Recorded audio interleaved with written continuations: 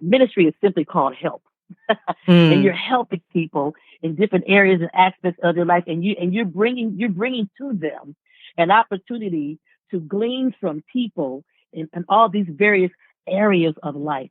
Whether it's in the music, whether it's in finance, what all the people that you bring to your podcast, you are lending your platform to get this wisdom out into the airwaves, the internet sphere.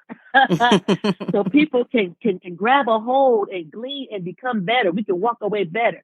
So I want to applaud you for what you're doing. And I want you to stay encouraged, because what you're doing is on purpose, with purpose, and is absolutely a blessing. So please be encouraged.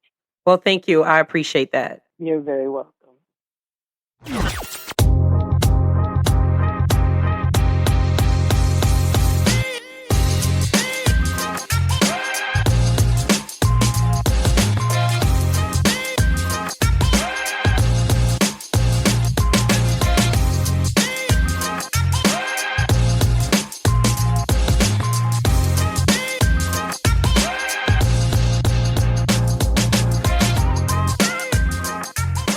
Hey there, and welcome to Talkin Smack Intellectually. I'm your host, the Upsetter, always upsetting the status quo. And today we are going on a fantastic journey into the world of the iconic Shirley Murdock. Her smash hit, As We Lay, created tidal waves of emotions that resonates across the globe with its powerful vocals and heartfelt lyrics. Some of the hottest artists today, like Kanye West, Justin Bieber, Kelly Price, Usher, the list goes on and on and on, has taken inspiration from Shirley's music, giving it a fresh twist for today's generation. And I got to shout out to the producer today. Shout out to Jay Wise for bringing the magic, Miss Shirley Murdock, to this episode. So buckle up as we unravel the brilliance, the inspiration, the soulfulness of Miss Shirley Murdock. She definitely has an undeniable influence, and she continues to weld over today's music scene. I promise you, this one you don't want to miss. Talk a little bit about reflecting on your career in the beginning. You've had a vast career, a legendary career. And what initially drew you to music? How did you navigate and transition from gospel music to R&B? Well, I think I came out of the womb singing, as far back as I can remember, being a little kid growing up in Toledo.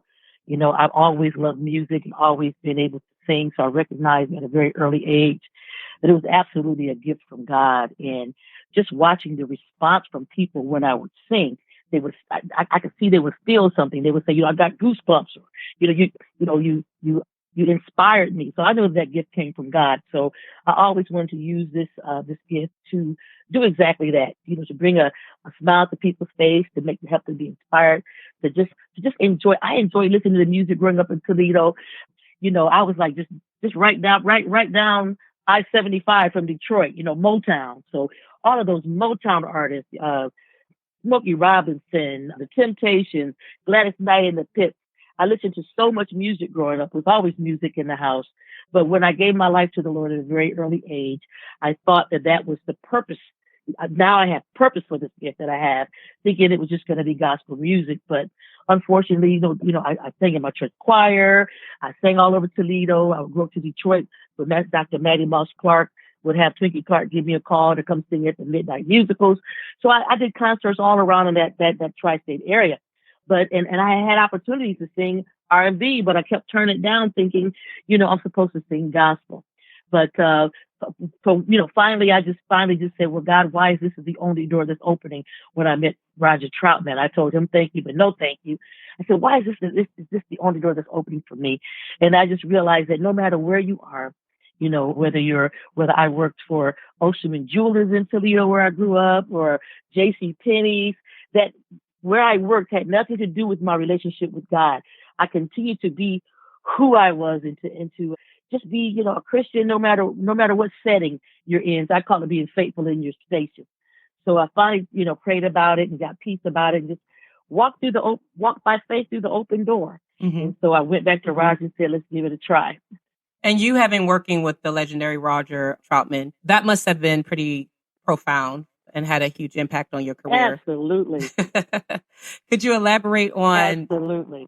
could you elaborate a little bit on the most valuable lesson he taught you that has stayed with you over the years? I think the most valuable lesson that I learned from Roger, first of all, I learned so much as far as singing in the studio, because I remember when I used to commute, when I was making my record, when I got signed to Elektra Records, I was commuting back and forth from from Toledo to Dayton to make my record.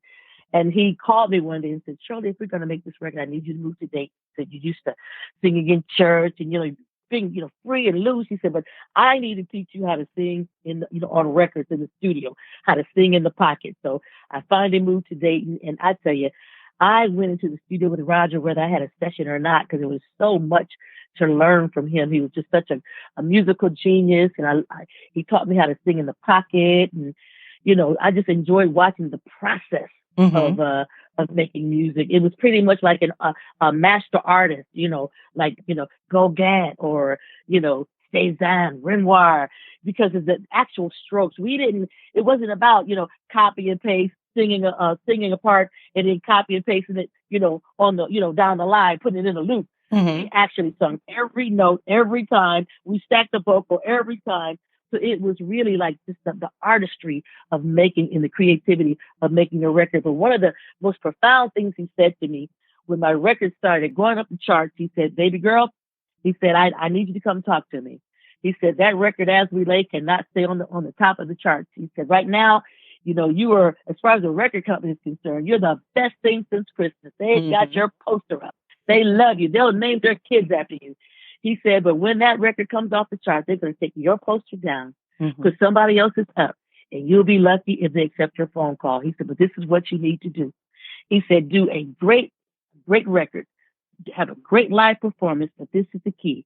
Stay touchable to the people, and they will support you for the rest of your life. And I watched it happen for Roger. Even to this day, Roger is not forgotten. His music is not forgotten. And whether I have a record on the charts or not, because of how you deal with the fans, realizing that the gift comes from God, first of all, but taking time to sign the autograph, take the picture, talk to mom and them, just taking out that time, realizing that they're the reason why you're able to do what you do. And I have been able to sustain this career for over 40 years because I'm still chewing on that wisdom that I got from Roger Troutman. I love it. And Kanye West actually redid As We Pray for his Sunday service, and it was very, very beautiful. It was very beautiful. And then Kelly Price, I loved it. And Kelly Price did As We Lay, and she actually was nominated for a Grammy. This song, As We Lay, continues to resonate with audience even today.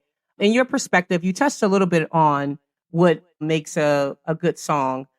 Can you tell us a little bit about your opinion on what makes a timeless album and how you achieve that quality in music? I think what makes a record timeless and a classic is it's something that people can relate to. The things that people go through in their lives, love, disappointment, despair, broken heart. All of these things people can relate to from, my God, years back until the past, the present, and the future. There will always be those aspects of emotions. And I think when you touch those things that people can relate to, I think that makes a great classic song. I think what was unique about As We Lay, being a church kid coming up, when I was not the first person, Kelly Price was not the first person to remake it, neither was Kanye West. I was one of the first people to remake As We Lay because it was actually done by a group that Roger produced called The Human Body. And it was on Bearsville Records. Okay, so a little factoid. It was sung by Billy Beck from the Ohio Players, who was one of the writers of the song, along with Larry Troutman. And so when I was approached to do the song, everybody in our camp said, hey, this is a hit record. People can relate to it. But I had a problem with it because it was about cheating. And I'm like, I didn't agree with what the content was, but I knew that it was about life and decisions. So I said, well, if I'm going to sing this song, I need to add these lyrics. And what I added to As We Lay was, we should have counted up the cost, but instead we got lost in the second and the minute and the hour, because I believe that there's a price tag attached to every decision that you make in life. And there are consequences, because what you do just doesn't affect you. It affects everybody in your world. It affects everybody that you affect. So I think that's why it was important to add that to that song, because I didn't want it to be a celebratory song about infidelity or being somebody's side piece. I wanted to be a song that says, hey, we need to be conscious about the decision that you make, because everybody knows that, people do their dirt in the dark. But when the light of day comes, everything that you've done in the dark has now been exposed to the light. So when it says it's morning, we slept the night away, I would never want to hurt her. She would never understand that you belong to me for just one night. We should have counted up the cost, but instead we got lost. So it was really a song that, so the follow up for that song on my record, my next record, was a song called Husband. It was never talking about go get that woman because of being a side piece. It was saying, I'm a lady with class. I know my desire will pass. This will not occur. You're that lady's husband. So if you find yourself in an as-related situation, the next time that situation comes along, or a situation where you got to make a decision, you can make a better decision based upon what you have experienced in your past. And when I reflect on some of the artists that you actually mentioned, it just seems like you guys had a great camaraderie with each other. Like you had a lot of fun. You guys built bonds and truly made music. You were in the studio really writing and cranking it out. What do you think is missing when it comes to artist development in today's music? Do you think that, specifically, let's talk R&B, do you think that that's missing in today's R&B? And then how do we capture that back, that life, that heart, that soul? I think that, I came up in a time when the music was, the lyric content was very romantic. It was romantic love. It wasn't sexual. It was just romantic. I remember being a little kid hearing a song called Bet You By Golly Wow, You're the One I've been waiting for forever. Write your name across the skies. I mean, I'm listening to songs like that and tears are coming to my eyes because it's so heartfelt. It touched you. And so I think that that's what's missing, in the music today. I also think that, you learn from the people who came before you. Like I said, growing up listening to Aretha Franklin and Gladys Knight and Stevie Wonder and all these great singers, and the type of songs that they sung about, or even songs that dealt with what's going on today's society, like Marvin Gaye, what's going on, talking about war, what is it good for? James Brown, Say It Louder, I'm Black and I'm Proud, dealt with things that were really going on in the culture. But I also understand that the young people today, that they're just expressing themselves, talking about their life's journey. So I think that every generation deserves their opportunity to talk about, life from their perspective.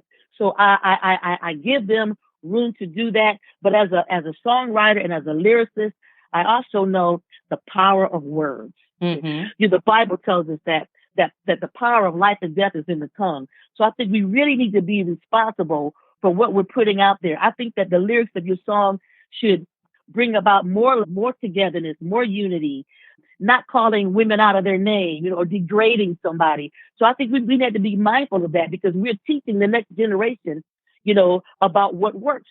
So when, I saw what worked, by coming out of the concert, I saw, Aretha Franklin, Gladys Knight, I saw Diana Ross coming out in these beautiful gowns, being, really making themselves up to look beautiful, really classy. So I came up under that era, and that's who I mimicked. But I think that some of what's going on with the young people today is because if you look at life like a relay race, when you pass the baton to the next generation, you have to still hold on to it, because if you don't hold on to it, somebody could drop the baton. I think it's important that we reach out and still share some of the things, like some of the wisdom that Roger Troutman taught me.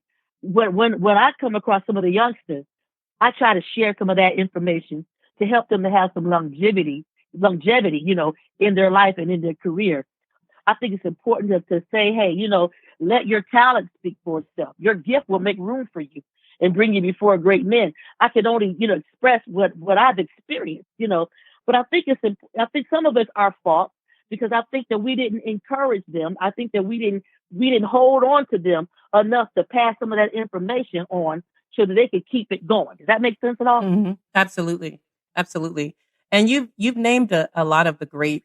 Do you think that you've worked with all the artists that you desired to work with? And if not, who are some artists from back in the wise days that you would have liked to work with? Well, I've had a chance to meet a lot of my heroes. I've met Gladys Knight. I've met Mhm. Aretha Franklin. I've met Stevie Wonder. I've toured with the late great Luther Vandross. Mhm. Watching him on stage. Just being able to glean from these great artists how they perform, how they would approach the song, how they would approach the music. Luther would always say, "Just like the record," and the people would holler. They would scream because they enjoyed being able to hear the live performance, just like the way they learned to love the record. And so that's another thing that I glean from them. I think for the young people today, I would say to them, you know, that again, your gift will make room for you. Mhm. I think it's so important to let them know, to encourage them. I think if you don't, if you approach them, you ain't got no business doing that, or y'all ain't this, or y'all ain't that, then they don't have any respect for what it is that we have to say if we don't show that we have respect for what they're doing and respect for what they've gone through and what they're going through.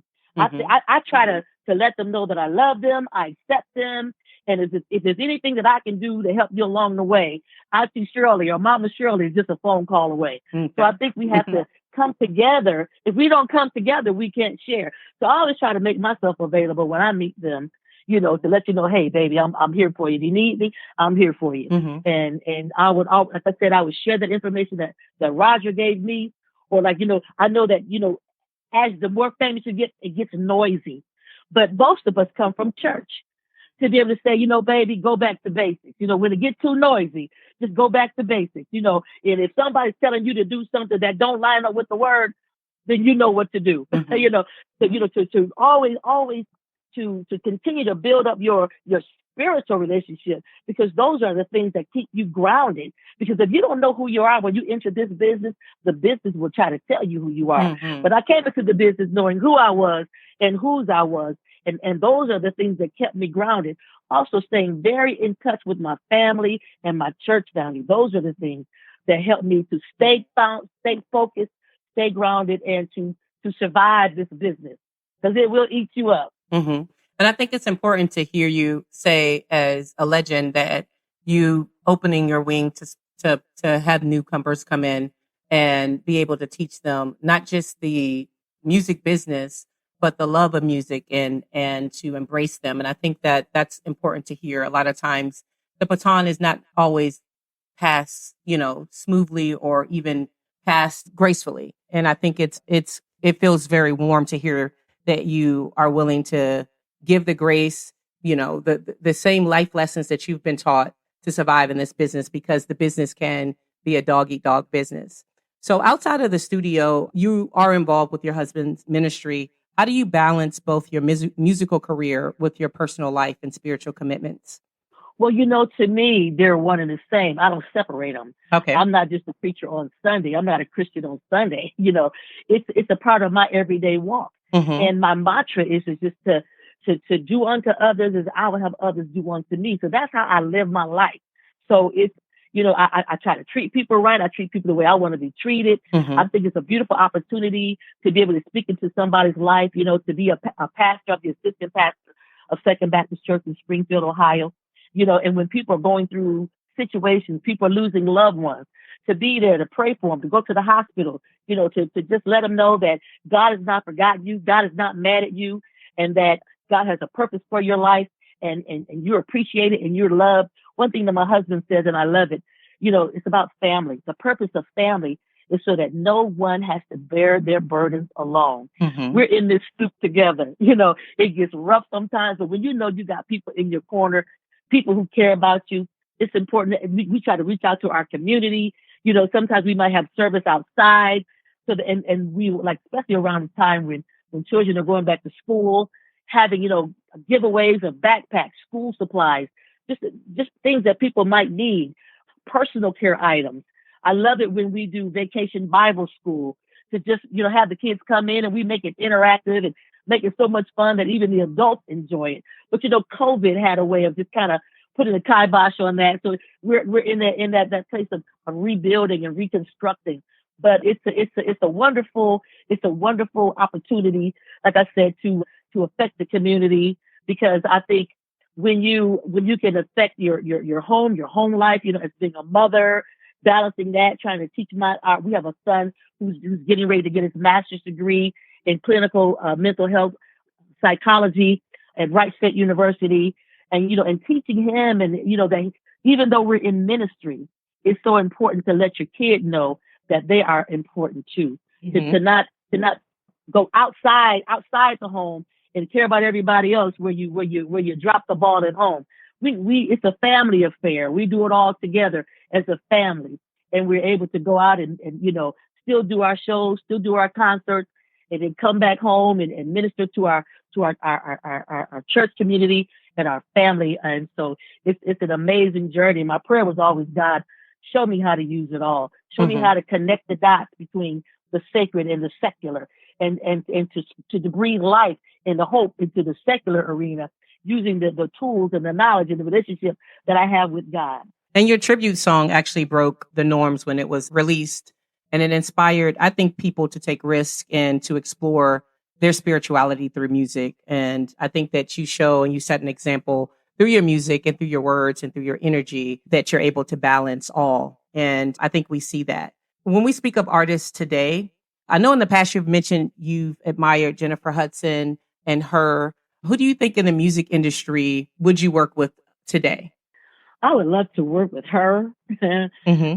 I'm still old school. I still love Beyonce, and she's new school. She's in between, and I love Mariah Carey.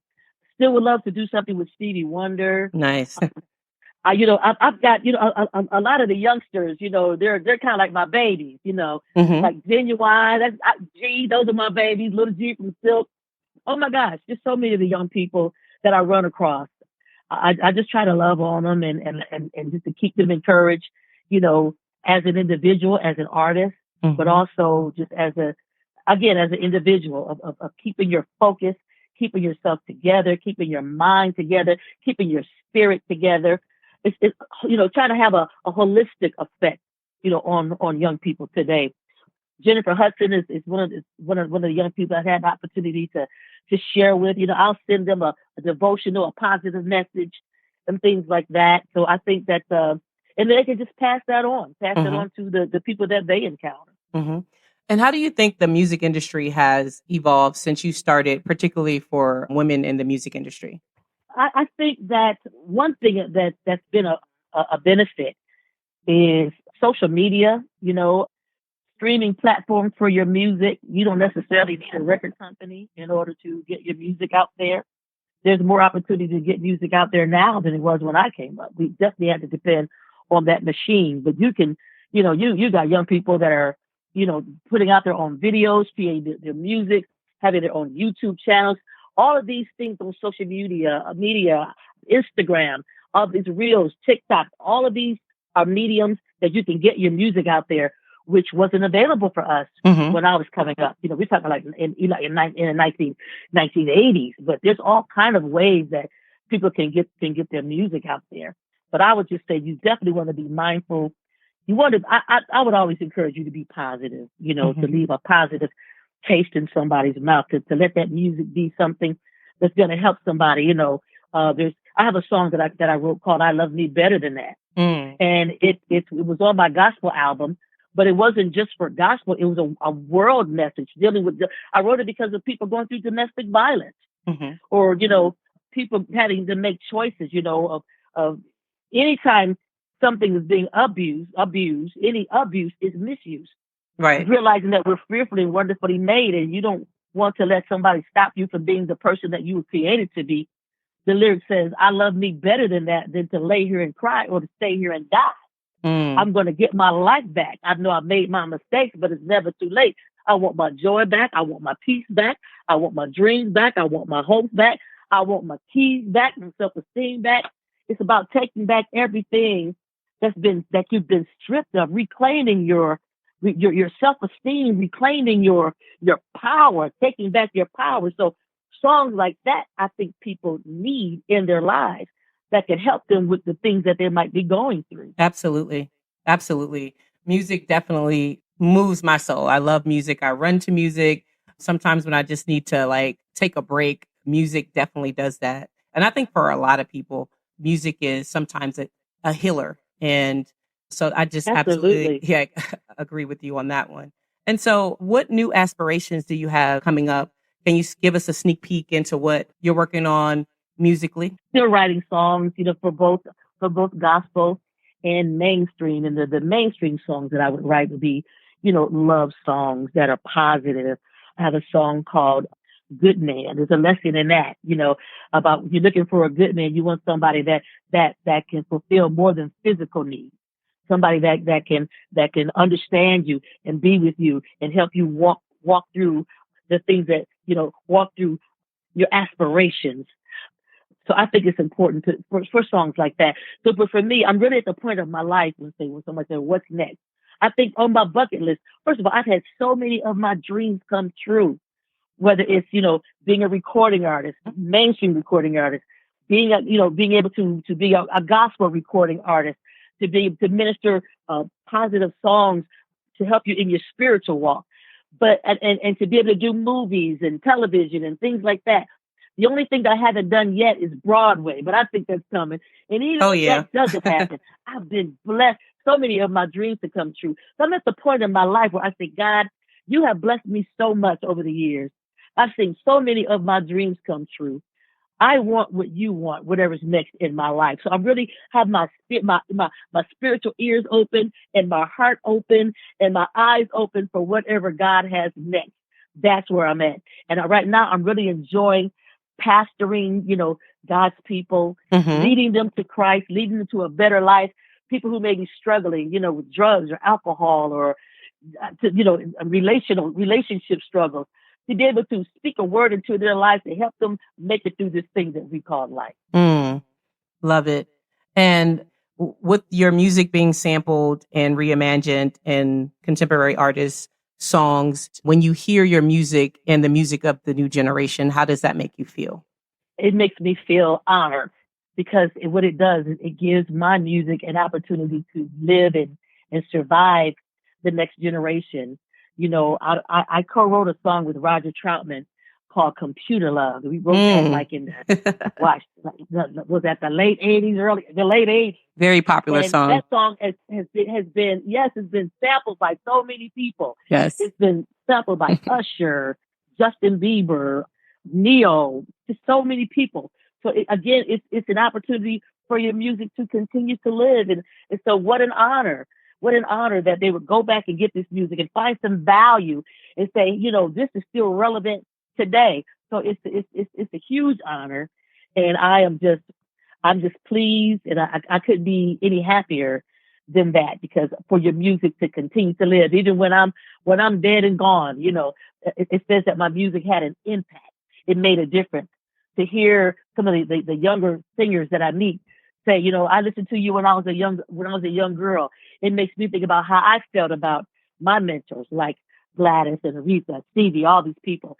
To be that for the next generation is just really humbling, and it's an honor, and it puts a big smile on my face. Well, thank you so much, Shirley Murdock. You've been such a bowl of positive energy. I had a wonderful time speaking with you, and I know that people will be inspired. And I do want to ask this last question for individuals who are trying to emerge in the music business. And I understand that the music business looks much differently, as you mentioned, social media, not having to sign to a major label, and dealing with a lot of red tape that maybe some of the older artists had to deal with. But what would be your one key advice to them starting in this music industry? Well, for me, I can only tell you what happened for me. And for me, the biggest advice I could give is seek first the kingdom of God and his righteousness, his way of doing things.